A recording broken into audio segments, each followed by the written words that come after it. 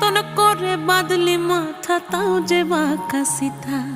মেদিনীপুরে রায়না চিরন বাঁকুড়ার ওই ফিতা, আরে যতন করে বাঁধলি মাথা তাও যে বাঁকা সিথা।